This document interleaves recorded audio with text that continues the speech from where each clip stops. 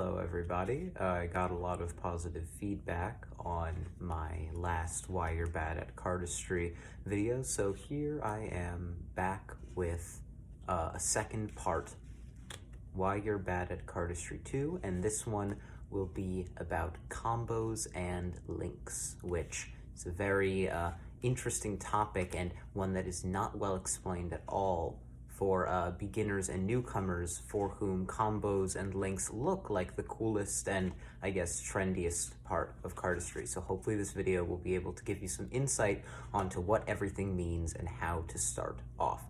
So first off, I say combos and links, but you've probably never, unless you've talked to me before, you've probably never heard the term link when talking about cardistry. Well, so when someone says combos in cardistry, they're referring to one of two things. Either they're referring to two separate moves being done in separate hands like this, so that was a combo of pincho and then like a charlier and a thumb cut, or they might be talking about using doing a link, which is taking the ending part of one move and chaining it into the beginning part of another, such as doing a rev cut and ending it like this so that you can do trigger. When people say combos, they might be talking about one of those two things, but in this video, for clarity, I'm going to be talking about combos as doing different things in different hands and doing links as chaining moves together using their openers and closers, usually. So let's begin with, combos, doing different moves in different hands. How does one do a combo? Well, you're first going to want to get some packets in your left hand and some packets in your right. And there are many ways to do this. Sometimes they're called combo openers and they can be very complex. A lot of two-handed cuts, you can just separate in the middle and square up the packets in your hands and you've got a combo opener. But by far the most simple combo opener is this one. Take the deck, which is going to be in straddle or dealer's grip in whatever hand you do one hand cuts in, so usually your left. Take your right hand, put your thumb and index over here, and peel off a packet like this, using the other hand to push it in with your index finger acting as kind of something to let it into your palm. So like that.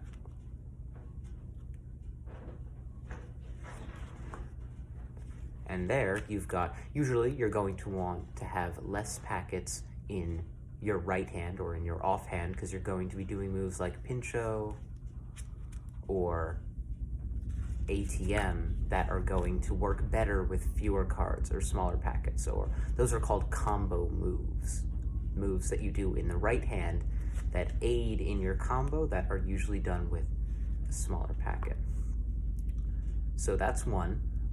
You could, for example, do something like this with a 3-packet two-hand cut that ends in a position where you could do a combo. Closing combos, you can just reverse that opener, just something like that. Take the packet, which should be in dealer's or straddle grip in your right hand, and simply roll it in using an opposite motion to the opener. You can just pick a packet off if you wanted to. You can pick it off in middle grip and switch to a corner grip. Another very common thing to do would be to do swing cut, and then from your swing cut, hold the packet using only the pinky and index and move the middle and the thumb, so middle grip, then release the middle and the thumb and move them to the corners. Then release every other finger but the middle and thumb, and then use your index to spin around. Now you can do ATM or like a love, or many of the million other moves that you can do from corner grip. Now, links. Links are, I think, harder than combos, and I'm going to be explaining what a few links look like and how you can make a link, which is one of the most kind of like unexplained topics for beginners, and I get a lot of questions about this. So, like I said before, you do a link when you chain multiple moves together, either in one or two hands, usually in one hand, to create a unbroken string of moves. So a very simple link, you do Charlier, then you might grab the bottom packet with your index, and before fully closing your Charlier cut, you have your index wedged in there, pull up so that this packet falls into the base of your hand, and then pull the next packet over with your index finger, so now you have them perpendicular. And then from there, you can do something like retrigger. And then from the retrigger, you can grab your packet and flip it over the deck like this. And then from there, you can do flipper. And then you can grab it again and start the whole process over. So think about links, and the reason people like them so much is because you can do them forever, and there's infinite room for creativity. But how do you actually make a link? Well, first, if you might have already guessed, you have to study the opener and closer of moves that you might link or are explicitly trying to link and see where they fit together. I notice that at the end of a Charlier cut, I have space to close it over my finger, which then allows me to lift it up. There's really a lot of ways to do it, and I'll give you a few examples that you might use a lot for some very common one-hand cuts. So, so a very common position you want to be able to get into is this perpendicular grip, because you can do retrigger from it, and retrigger is very popular. So one of the most common ways is to get that index break, which is what I think it's called, in the deck, so that you can lift this packet over. So if you ever manage to get like this Charlier cut position like I showed, you can get that index break by simply inserting your index in the deck before closing. This works out of a rev cut. So you can do a rev cut, put your index finger in there, pull it up, and boom, you've got your position. In fact, from a rev cut, since your index finger's right here, you can just pull this packet down in sort of a cradle grip before pulling it over. You don't even need to close the rev cut fully. And that would look like this. Like that, and that's very clean. People love to do that. You can do any move, like any amount of complexity, as long as it ends in the index break. You can do, for example, rev cut, and then you can run waves a few times, and then get that index break towards the end, pull it over, and boom, you're still in the same position. Any amount of complexity, as long as they have the same closer, which is why this sort of thumb cut Charlier grip is very useful in combos, since you have an endless amount of room. You can kind of just do a rev cut, grab it in a thumb cut, go back to a thumb cut position, do a rev cut, grab it in a thumb cut, back to a rev cut position, just run that over and over and over again. You can do whatever you want. Now, so that's how you would construct a link. Like I said, just when in doubt, just put Charlier cuts between moves, because you can really go into anything from a Charlier cut. And for links in the right hand. So constructing a link in the right hand is sometimes more difficult, since you've got a smaller packet and less orthodox grips. So instead of just the concept of using the closer of one move to go into the opener of another one still applies, but I'll give a few examples. So first, let's take one of the most popular right-handed combo moves, Pincho. Pincho is good for combos because it can begin both from a straddle grip or dealer's grip position, or a biddle grip position where you push it and then just go straight into the move, like so.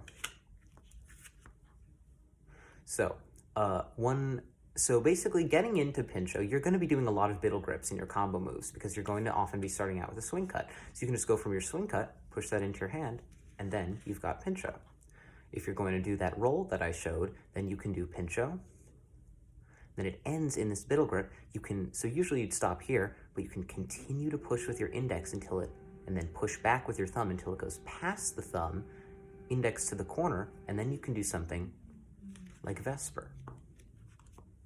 One thing that I like to do a lot is to get into a thumb cut position and then break off a single card or maybe two cards and do flicker. That was two, but you get the idea. Thumb cut, break off, flicker.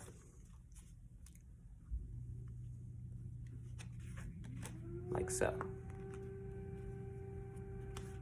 And then, from there, you have another linking option. You can, for example, do that move, and then put, in this grip, put your middle finger under the packet, and swing it back into your hand, and now, even though you've done it in a very strange way, you now are able to do Pincho, meaning you can go back to Vesper and then swing the packet like back into the deck or something. Pincho ends in a biddle grip, so you can do something like Pincho and then into another Pincho, so you can just do Pincho to Pincho to Pincho to Pincho, like that. And that just goes forever if you wanted to. Or you can do Pincho, and now you're in a biddle grip, and then use that switch I showed you to get from biddle grip to corner grip, swing it around, and now you can do ATM. Or you can do Lego Love, which I'm not very good at, so I'm not going to try. But anyway, the idea is you have an infinite amount of room.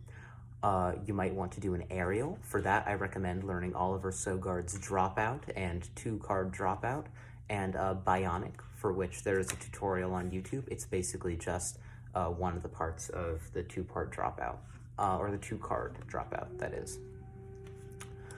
And finally, just when you're talking about combos and links, you'll usually just say combo regardless of what you're doing. I like to specify between links and combos.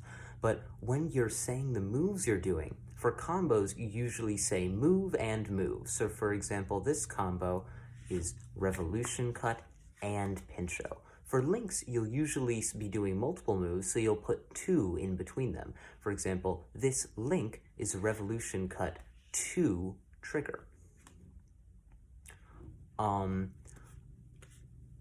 Yeah, and I may leave a link to a document in the description with a notation that you can use for links, which is something that I made up that I like a lot, but isn't really necessary. I just think it looks cool and can also help some people who really wanted to get into the technical aspect of learning links. And of course, even though I didn't mention this last video, it was in there.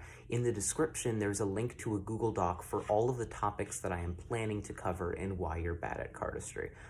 So you can see those, and you'll see that the last video presentation was in there, and that this video is also in there for combos and links. So I hope that helped you. Of course, if you have any questions, leave them in the comments or on Discord.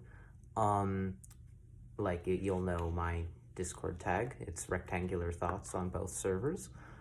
And that is that. Thank you all, and thank you for the positive feedback on the last video, and I will see you in the next one.